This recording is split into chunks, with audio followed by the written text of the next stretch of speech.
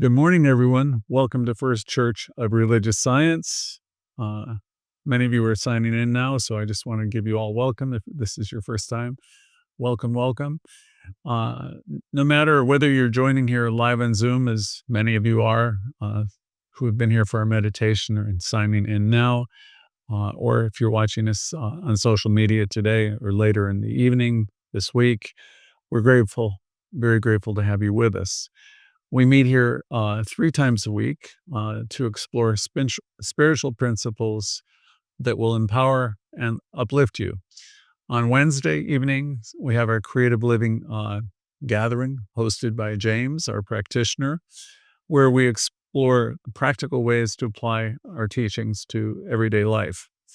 On Thursday evening, I facilitate the Louise self-healing gathering, which I believe is the longest running Hay group in the country, certainly one of the longest the longest I know of. And then we meet on Sunday mornings, 10:45. This is our time for the meditation, then our lesson now, where we connect as a community. If this lesson or if this teaching speaks to you and you feel inspired to support our work, you'll find options to do so in the chat room. There's never any charge for anything we do. We do everything on the basis of voluntary contributions, love offerings. For those of you who do want to support our work, every gift, no matter its size, helps us continue to share our message with others, to help other people all around the world. Today, we're heading into a very powerful season of change and renewal. So this is a little bit of our theme today. This time of year invites us to pause, one of our favorite words here, to pause, to reassess, and realign with the truth of who we are.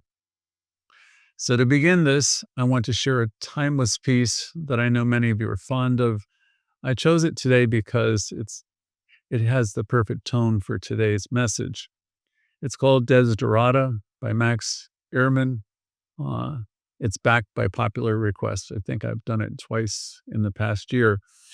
Again, I chose it today because its wisdom resonates with today's theme of renewal. The theme is renewal and empowerment. So relax for a moment and take a deep breath as I share these words with you. And let these words be grounded within you, ground in you a sense of peace and possibility. And he starts out by saying, go placidly amid all the noise and haste, and remember what peace there may be in silence. As far as possible, without surrender, be on good terms with all persons. You, yes, you, are a child of the universe, no less than the trees and the stars. You have a right to be here. And whether or not it's clear to you, no doubt, the universe is unfolding as it should. Again, he says, and the universe is unfolding as it should. So let's take a collective breath and feel the truth of these words. You are a child of the universe, no less than the trees and the stars. You have a right to be here. You have a right to thrive and to step into infinite possibilities that await you, that await your discovery. And even if it feels unclear right now, trust that it is unfolding exactly as it ought to be. Or as Louise Hay would add, trust in the process of life. Let's begin this gathering with an affirmative prayer. We give thanks for this beautiful moment, for one another, our time together, for the balance and the renewal that this season brings, and for the infinite wisdom that guides our life always. We affirm that we're here for a purpose, and that each of us carries within us the power to grow, the power to create, and the ability to thrive.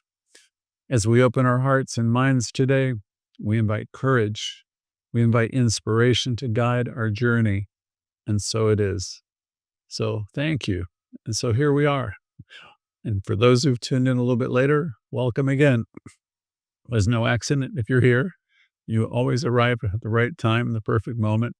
So let's reflect now on the beauty of the season. Uh, we're in winter, the equinox. We all know, heard of the equinox, right? The equinox is a time of perfect balance between the light and the dark. It reminds us to pause, to reassess, and to create space for renewal. Just as nature is realigning itself, this is our opportunity to release. It's our opportunity to release what we've outgrown and step into the fullness of our potential. A few weeks ago, we explored a beautiful poem by Ella Wheeler Wilcox, and it seemed also to resonate deeply with many of you. So we heard your responses. And since then, again, I've heard from several of you how this particular poem stayed with you. It gave you inspiration and comfort during, it was challenging times for both. So today, as we embrace the moment of change, this time of change, I thought it would be meaningful to revisit it with a fresh take on it, fresh perspective. Her poem, Lifting and Leaning, opens up with these bold or striking lines where she says there are two kinds of people on earth, just two kinds of people, no more, I say. So the poem invites us to reflect and ask ourselves a question. Am I a lifter? Are we lifters? I'll ask all of you. Are we among those who tend to elevate others? Are we the ones that bring light most of the time into the world? Or do we lean more? Are we relying on the strength of others without stepping out on our own strength? It's something to ask yourself. It's something to think about, because this is a season of change. It's a natural time for reassessment, and it's a time for quiet reflection. It's a time perhaps to take an inventory. As the equinox balances day and night, we are called now to balance our lives as well. Where have we been leaning? And where might we lift a little? Not in a burdensome way, but in a way that empowers ourselves. How can we lift ourselves up? Or how can we lift others around us up? We know from this teaching that we have power within us. We have power available to us. So today, let's explore the ways to start connecting with this power that's deep at the center of our being. So think of this moment as a fresh start. What in your life could you release? What comes to mind that you could release to make space for more lifting? Maybe it's an old habit. Maybe it's a limiting belief. Maybe it's the way you talk to yourself. Maybe it's the word should. Could be anything. Maybe it's the way you see yourself. Maybe you don't see yourself as the glorious, wonderful individualization of spirit that you are. So maybe it's the way you see yourself, or something that you do, or something that you always tell yourself is holding you back. Maybe it's time to let some of that go. Here's an observation I put together. Have you ever sat in a room or been in a place that seemed really tense, or there's a lot of tension? Maybe it was heaviness, or you can put yourself in any situation where something comes up for you. But have you ever been in a place where things are a bit uncomfortable, and only to have someone show up in that room, or just show up and walk in?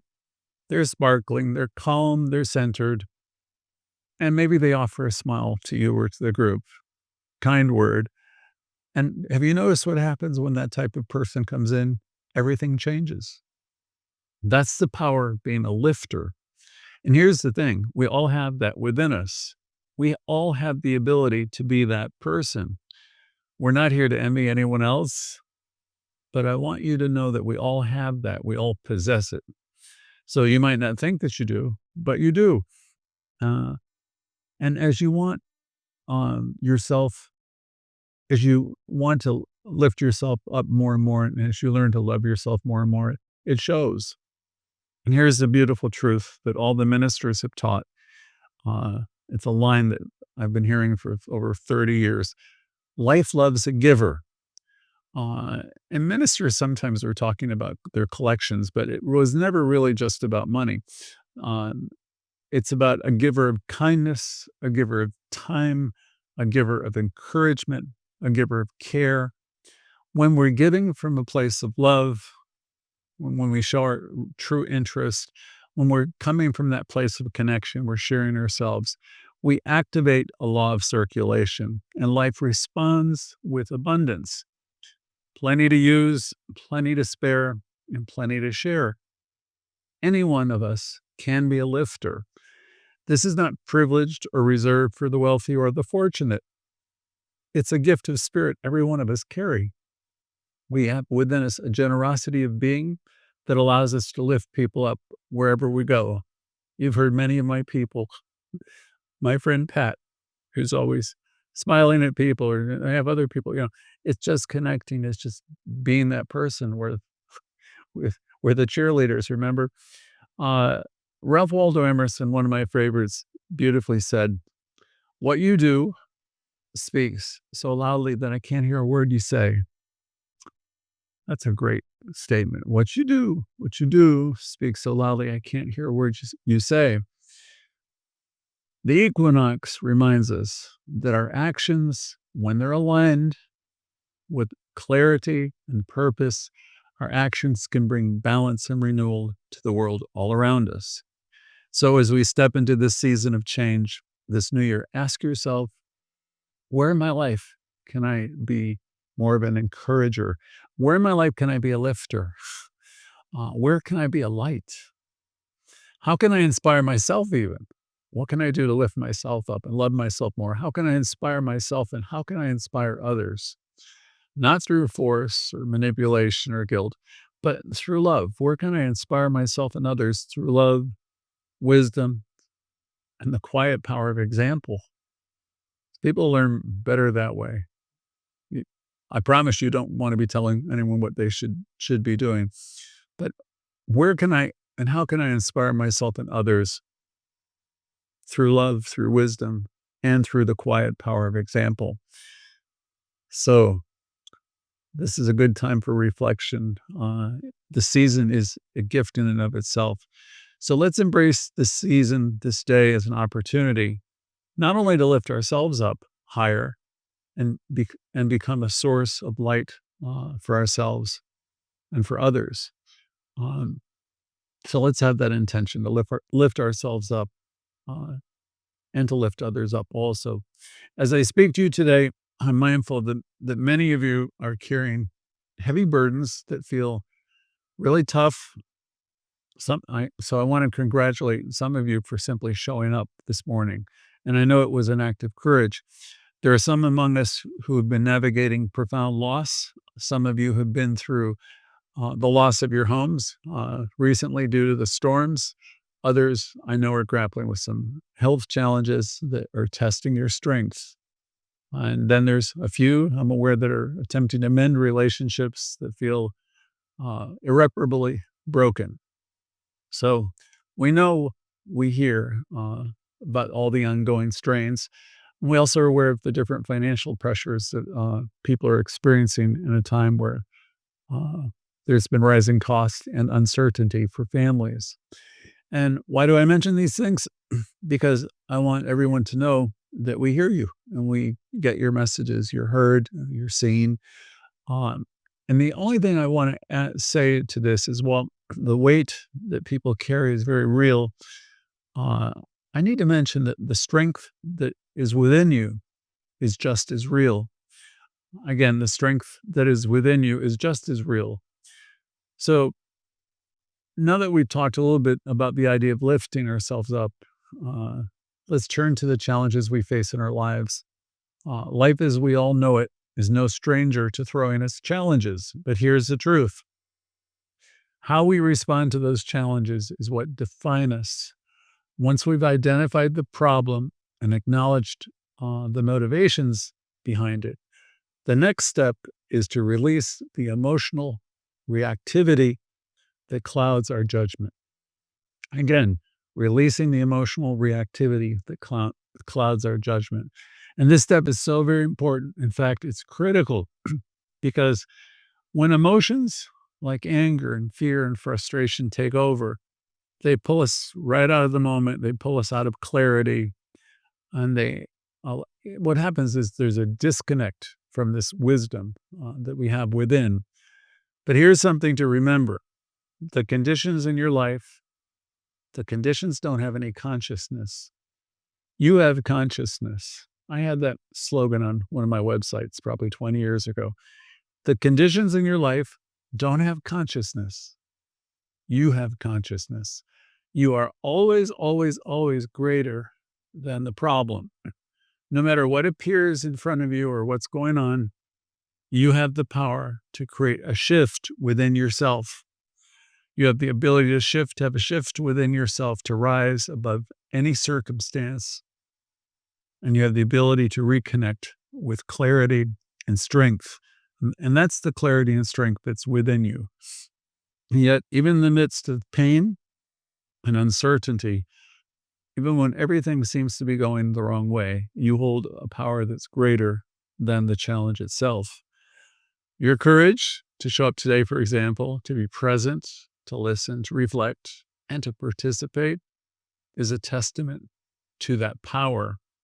And yet, we all know there are moments when life feels heavy, when progress seems to go backwards or to stall, and we find ourselves stuck. We're unsure how to move forward. And I found my old friend Dr. Seuss is what Dr. Seuss called, we find ourselves in the waiting place. And that was in the book, Oh, the Places You Go. And he said at times when you're in that spot, you can get so confused that you'll start off in a race down long wiggled roads at a breaknecking pace. And you might grind on for miles across weirdish wild space. Headed, I fear, he said, for a most useless place, the waiting place. Yes, again, he said, we'll be going down long wiggled roads at breaknecking paces, grinding on for miles across, again, weird, wild space. Headed, what he said, I fear, towards the most useless place, the waiting place. But here's the thing, everybody. Life isn't about staying stuck. You can't possibly stay stuck in life. Life is, it seems like you're stuck, but you won't be stuck for long. Life isn't about staying stuck or waiting for things to change. Everybody on this call has the power to pause, to take that break, that time out. You have the ability to be in a new moment. You have the ability to reclaim your power, to connect, and to remind yourself of the truth that you, yes, you, everyone on this call, you are the calm in the storm. You are the whole bit that Raymond Charles Barker was talking about. You are the one who decides. You decide what you focus on. It's entirely up to you. You decide how to respond. You decide what energy to bring into any situation. So this isn't about us ignoring our emotions. It's about creating a space for your higher self to come in and guide you. You don't have to react in the moment. You think you do, but you don't. You don't have to react in the moment. You can learn to pause, take that space, pause and realign, and then respond. You're not here to just react to everything in life that happens. You're not here to just go through the motions. I'm being buffeted around. You're not here to let the emotions or circumstances dictate how you feel and what you do. You are here to live by design. This is what Holmes was talking about when he said there's power for good in the universe greater than you, of which you are a part. You can use it. He's getting at the idea that you are here to live by design. This means approaching life with intention. It means choosing how you want to show up in life, what attitude you want to bring, and how you want to shape your experiences from a place of clarity and purpose. Living by design is about stepping into your role as a creator or co-creator. It's about asking yourself, what do I really want to create? What would I like to create today? What's the best I can do? What would I like to create today? Where would I like to put my time and attention? And how can I align my thoughts and my actions and my energy with the highest vision that I have for my life? If you might think of an artist who's got a big blank canvas, life isn't about waiting to see what someone else paints for you, right? It's about picking up the brush, deciding what colors, what shapes, splashing it around, what patterns you want to bring into your world. Living by design means recognizing that so it's great, you have the power to create. That's you, that's me.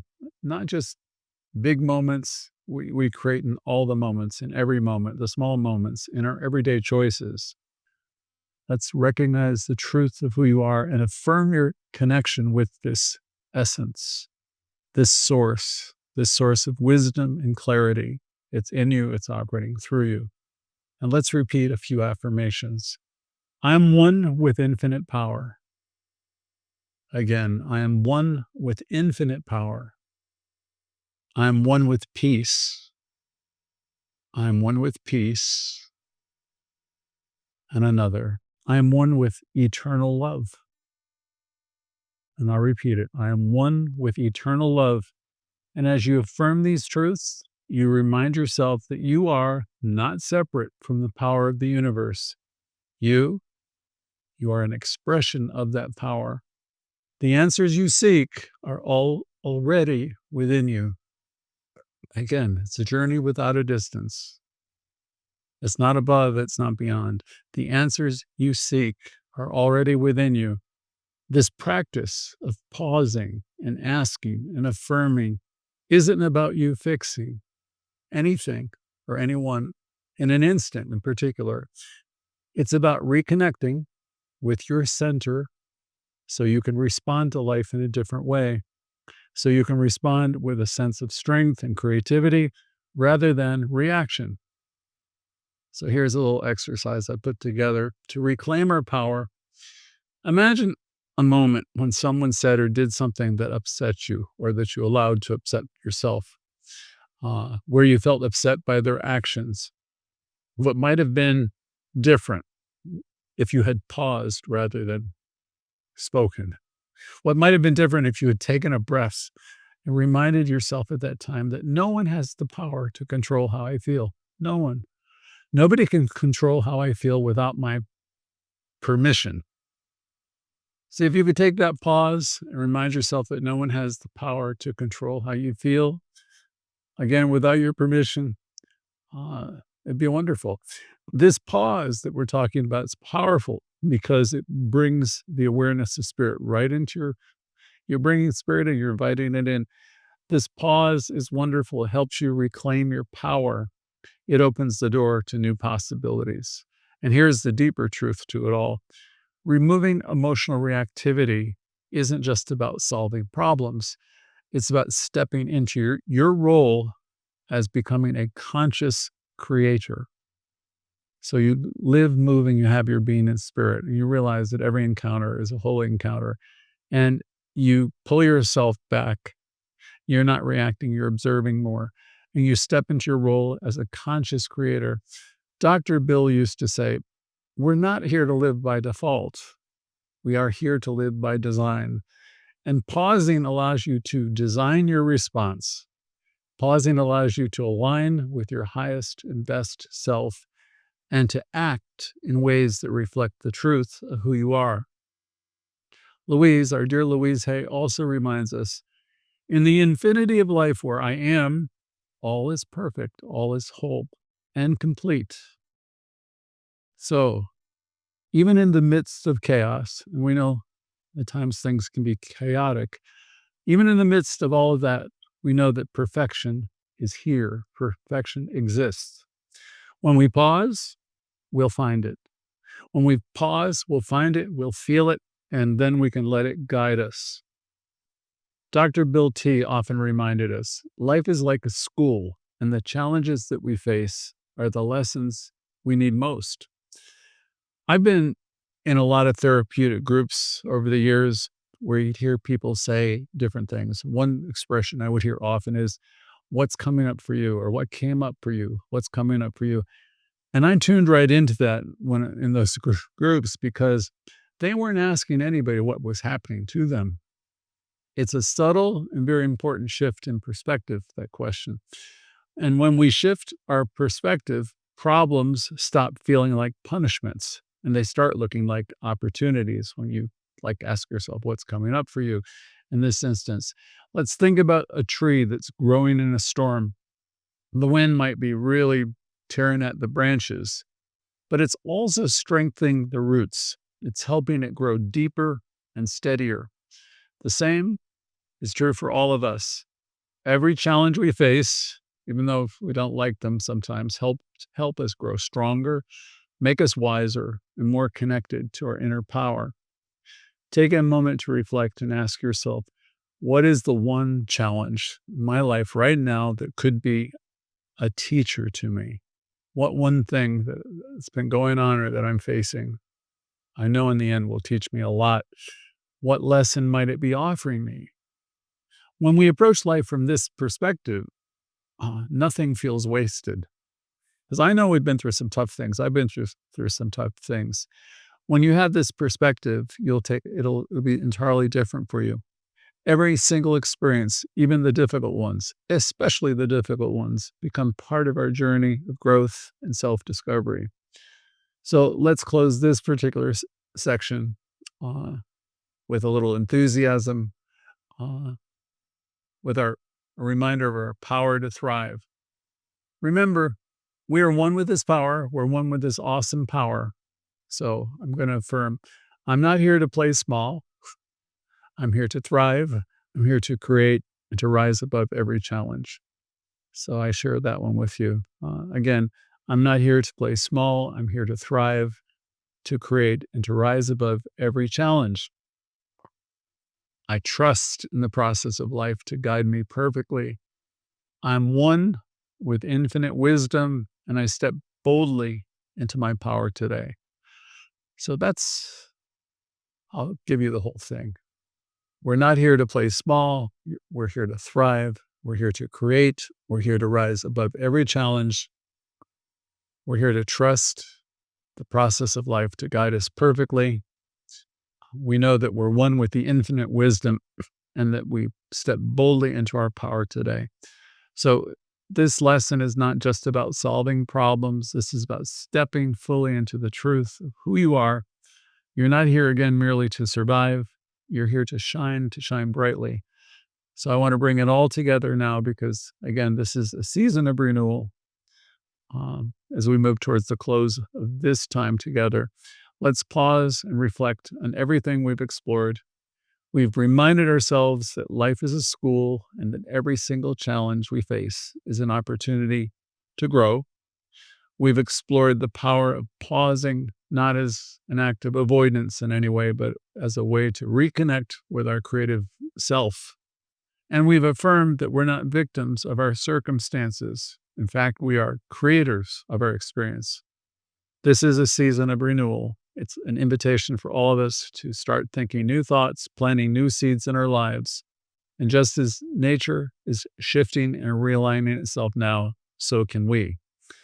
This is a time to trust the process of life, to move forward with courage and clarity, and to embrace the infinite possibilities that are right here within us and will operate through us. I want to share a poem that I found that I liked. It's one of those pieces that speaks directly to the heart.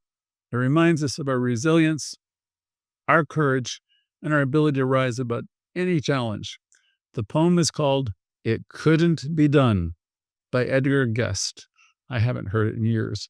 It's about defying the odds and stepping boldly into your own power.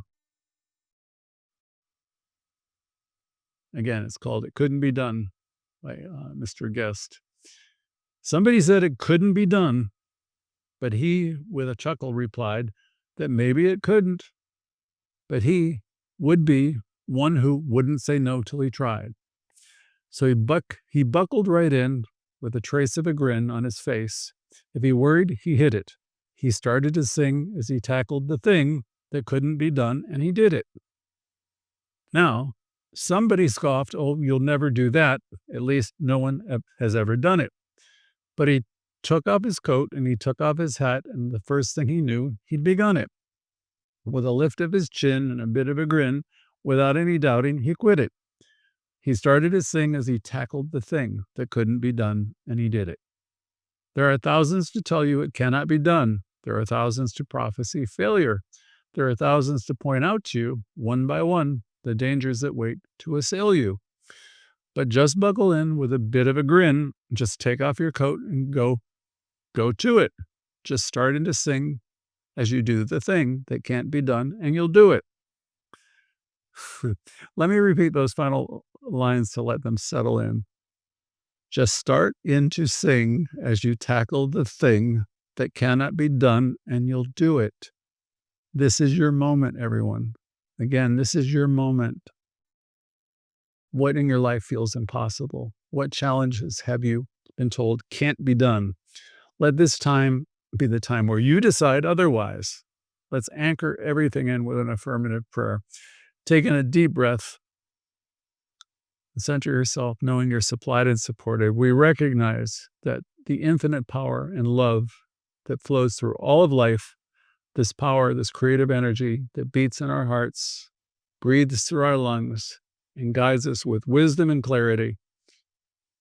We are not separate from this power. We are one with it. We are one with infinite peace. We are one with unshakable strength. We are one with the limitless creativity of spirit. In this oneness, we know that every challenge we face is a stepping stone to greater growth and understanding. We trust the process of life to guide us, and we release all fear, doubt, and hesitation. As we move forward, we do so with great confidence, courage, and joy, knowing that everything is unfolding always in divine and perfect order. And so it is. And as we bring this message to a close, let's reflect just a moment more on what we've explored today. This is your time of renewal. This is your season to step into power, to plant new seeds, and to trust that what you create will flourish. So let's open the floor for sharing and consider what came up for you during this talk. What seeds are you ready to plant in your life today? Feel free to turn on your cameras or share or raise your hands. This is your moment to let your voice be heard, to inspire and to be inspired. Thank you all for being part of this journey with us of transformation. So looking forward to hearing your remarks. And if you're new, please say hello to us and tell us where you're from. Thank you.